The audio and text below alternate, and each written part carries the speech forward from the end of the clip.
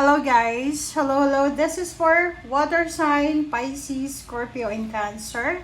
Welcome dito sa aking channel guys. Alamin natin kung anong messages, vibration, gabay, energy para sa inyong lahat. So this is daily tarot reading sa lahat ng mga water sign, Pisces, Scorpio, and Cancer. So let's check. Ano bang message na kailangan nyong marinig? This is for water sign. Okay.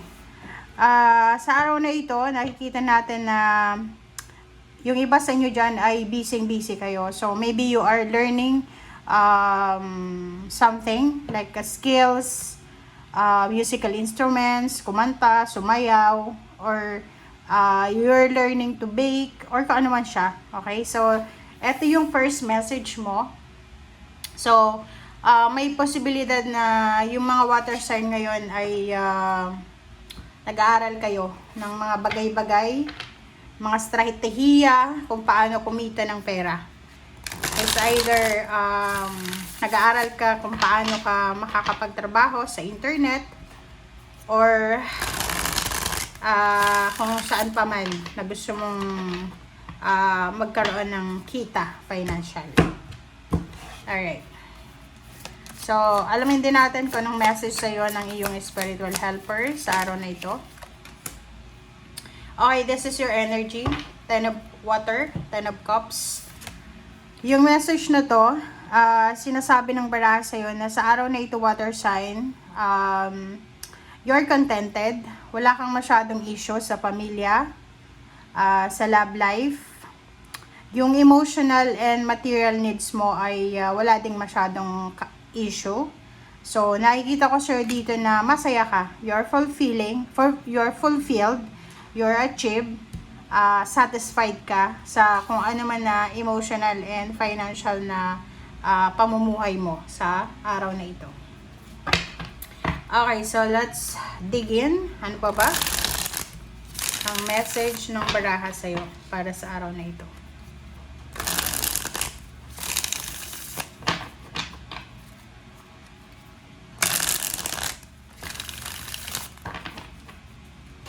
Alright. Water sign, Pisces, Scorpio, and Cancer. Water sign, Pisces, Scorpio, and Cancer. First card natin is reverse na 6 of Wands. Why is it reverse? Meron ditong water sign, Pisces, Scorpio, and Cancer na sa araw na ito, yun nga, you are contented, you are happy, kasi wala ka namang masyadong issue sa relationship and sa pera. So, sa araw na ito, yung focus mo is hindi para sa recognition, hindi para sa promotion, hindi para sa tagumpay. Kumbaga, nakafocus ka ngayon sa personal than now. Okay? So, yung passion mo, like yung iba, nag-aaral, kumanta, sumayaw, mag-play ng guitar or any instrument, mag-bake, mag-drive. Ang dami yung gustong pag-aralan sa araw na ito. So, you're not focusing sa recognition, sa appreciation ba. Okay, Death card. Sa araw na ito, sinasabi ng baraha sa'yo dito, water sign, Pisces, Scorpio, Cancer, na may magta-transform sa buhay mo. Kumbaga, meron kang mga unrealistic goals, unrealistic na plano sa buhay na posibleng tapusin mo na. And you're starting new. You're starting fresh.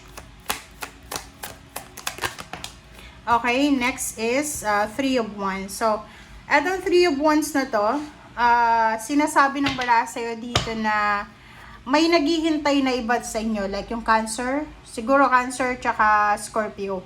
You're waiting for like maybe 3 months or 3 years ka nang nag-aantay ng tawag, ng confirmation. But sa araw na ito, parang sinasabi mo sa sarili mo na today is your rest day. Parang gano'n. Today is your rest day. Or today is hindi ka muna mamumroblema, mapa-financial man or emotional. You're just going with the flow sa araw na ito. Alright. Okay. Next card natin, diba? Sabi sa iyo ng baraha sa iyo, okay? Water sign, Pisces, Scorpio, and Cancer. Sinasabi ng baraha sa'yo na ano man daw yan na naging negative na nangyari sa buhay mo, maybe this is your past or maybe that's present. So, sinasabi ng baraha sa'yo dito na ano man ang nagdadala sa'yo ng pain, heartaches, or ano ba, regrets, worries, or anxiety, sinasabi ng baraha sa'yo na simula sa araw na ito ay, kumbaga, ile-let go mo na yan. Okay? Kasi marami kang marami kang pinangahawakan. Marami kang mga gustong gawin sa buhay mo na pinipilit mo lang na gawin. So, now you decided na tapusin na siya. Alright, so let's check. What's the Six of Wands in reverse? Six of Wands in reverse. Okay, Ten of Earth. This is money. Ten of Earth, sinasabi ng baraha sa'yo dito, water sign, Pisces, Scorpion, Cancer, na in terms of family, you're happy. You're financially secured. Kumbaga, wala kang dapat na alalahanin. Okay? Lalo sa araw na ito, masaya ka, kontento ka. So, there's a Ten of Earth, Ten of Water.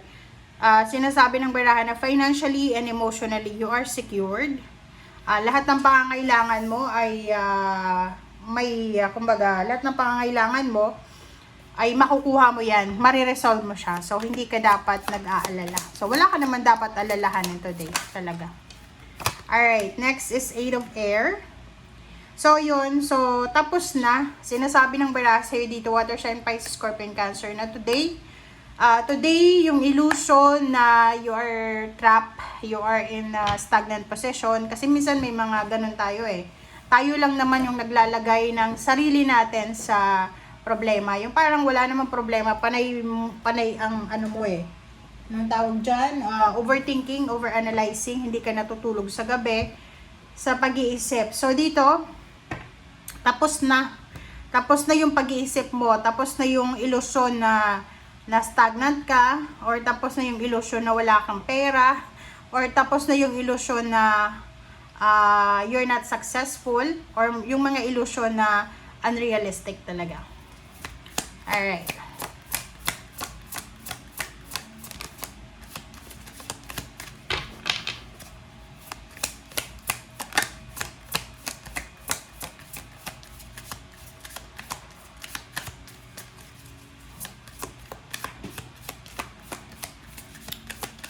Okay, na pa ba?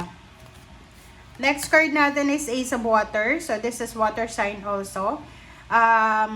Doon sa mga mga water sign na maybe nakaranas ka ng emotional betrayal, like relationship man, friendship, intimate relationship, family life.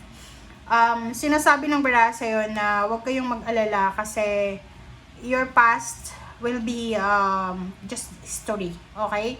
So, wala nang balikan. So, ihanda mo yung sarili mo para sa bago. So, like for example, kung may dati kang asawa, and ilang taon na kayong hindi nagsasama, possible na may makilala ka. So, there's someone here na pwedeng mag-offer sa'yo ng parang security.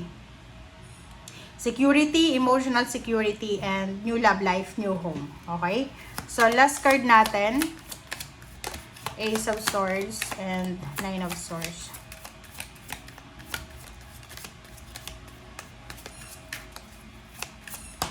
Alright, so, this message ay Six of Air. Diba? Sabi sa'yo dito ng baraha, water sign, Pisces, Scorpio, and Cancer. Maganda yung nangyayari sa buhay mo. Kumbaga, nasa tama kang direksyon. The timing is right. So, ano man ang nangyayari sa'yo sa ngayon, things are looking up. Okay? There's a ending ng mga difficult situations sa'yo. So, maybe you are planning for a trip, for a vacation, relocation, new home, new career, or kung ano man siya na plano mo. And you are super excited dito. You're preparing. Like, for example, kung magta-travel ka, may iba sa inyo dito naka-impake na. You are ready. You're ready to go. And nakikita natin dito na whatever man, kasi may death card, tapos may Six of Air, may 10 of Water, 10 of Fire. Ten of Earth, talagang meron ditong mga endings. There's a positive endings and new beginnings. Like, magbabago ka ng trabaho, magbabago ka ng location, ng boss, ng company, ng employer. But that's for the good. Okay? Thank you guys. Bye!